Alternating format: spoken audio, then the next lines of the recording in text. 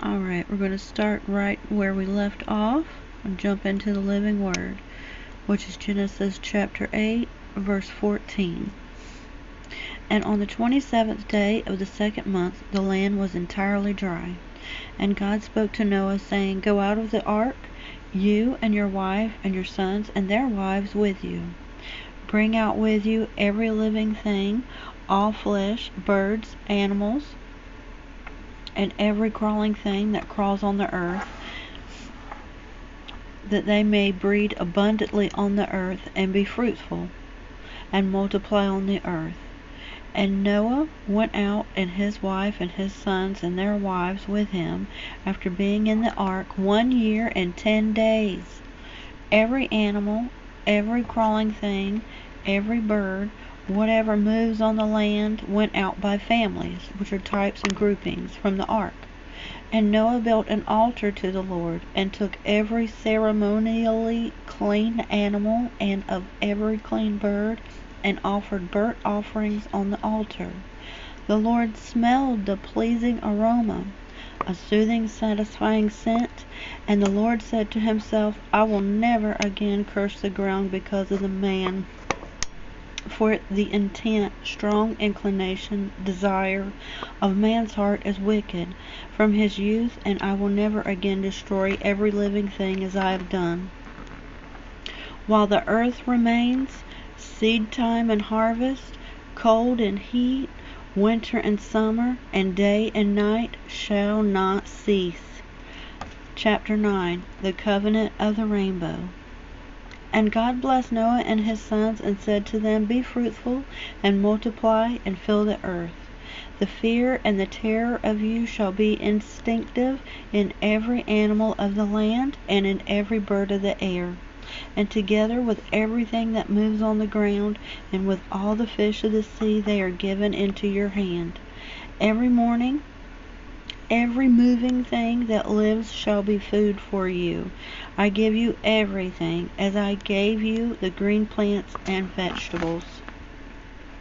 But you shall not eat meat along with its life, that is, its blood. For your lifeblood I will most certainly require an accounting. From every animal that kills a person I will require it. And from man, from every man's brother, that is, anyone who murders, I will require the life of man. Whoever sheds man's blood unlawfully, by man, judicial government, shall his blood be shed. For in the image of God he made man.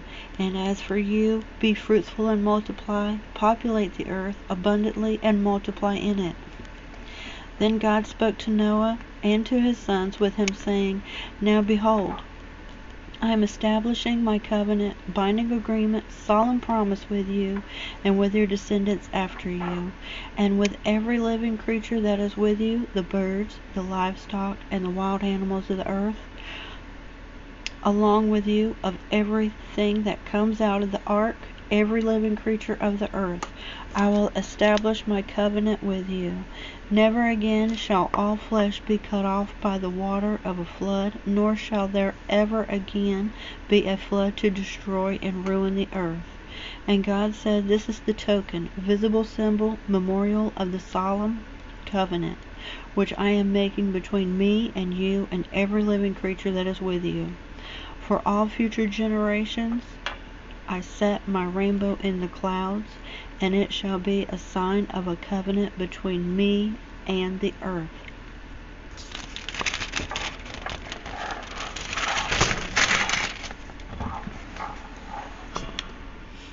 It shall come about when I bring clouds over the earth, that the rainbow shall be seen in the clouds.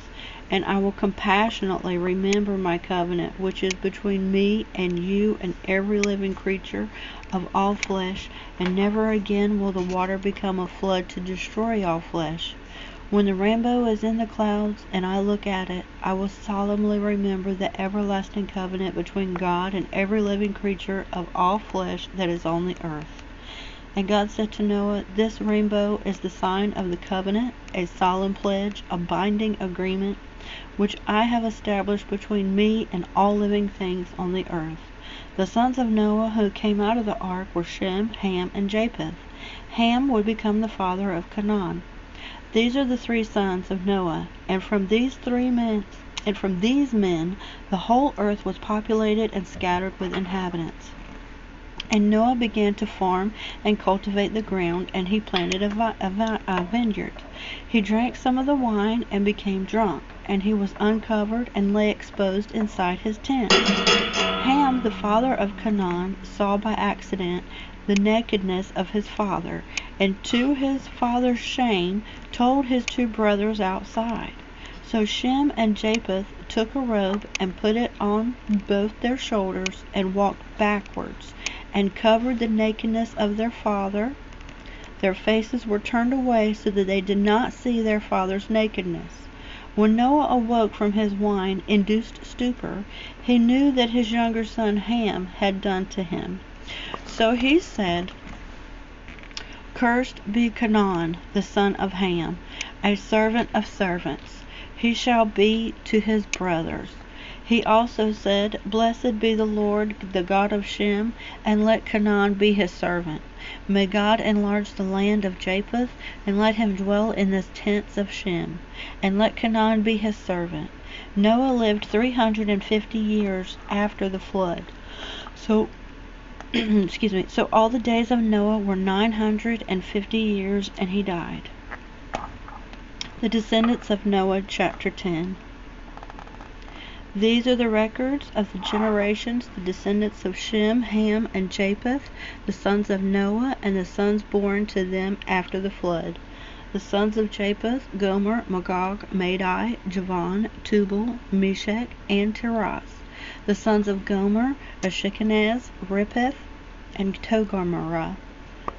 The sons of Javan: Elisha, Tarshish, Kittim, and Dodanim. From these the people of the coastlands of the nations were separated and spread into their lands, everyone according to his own language, according to their constituent groups, their families, and into their nations. The sons of Ham: Cush, Mizraim, from whom descended the Egyptians, Put, Canaan. The sons of Cush: Seba, Havilah, Sabta, Ramah, Sabteca, and the sons of Ramah: Sheba and Dedan. Cush became the father of Nimrod. He became a mighty one on the earth. He was a mighty hunter before the Lord. Therefore it is said, like Nimrod, a mighty hunter before the Lord. The beginning of his kingdom was Babel and Erech and Akkad and Calneh in the land of Shemar in Babylonia. From that land Nimrod went to Assyria and built Nineveh, and Rehoboth, Ir, and Calah. And Nimrod built Resen, which is between Nineveh and Calah. All these combined to form the great city Nineveh. Mizraim, the ancestor of the Egyptians, became the father of Ludim, Anamim, Lehabim, Naphtuhim, and Pathruzim, and Casluhim,